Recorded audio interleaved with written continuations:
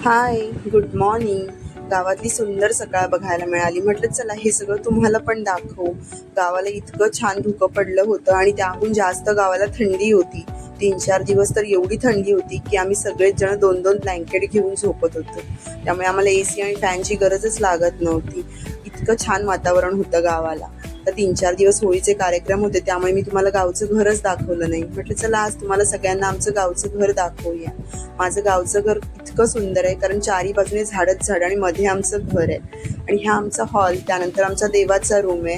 सकाळी सकाळी पूजा वगैरे पण झाली होती आणि मग लगेच आमचा किचन लागतो. किचन तर आमचा एवढा स्वच्छ आहे. माझ्या छोट्या सासूबाई गावाला असतात, त्यांच्यामुळेच हे सगळं स्वच्छता आहे. कारण भांडी वगैरे एवढी चकचकीत, अजूनही ती रखाडीनेच भांडी घासते, त्यामुळे सगळी चकाचक होती. आणि ही आमची चूल वगैरे पण तिने सारवली होती, कारण का आता कार्यक्रम होते. मग ती भाकरी करत होती. रोज 25 ते 30 भाकऱ्या ती करायची, सकाळ आणि संध्याकाळ. गावचा आजूबाजूचा परिसर पण तिने इतके स्वच्छ ठेवला होता.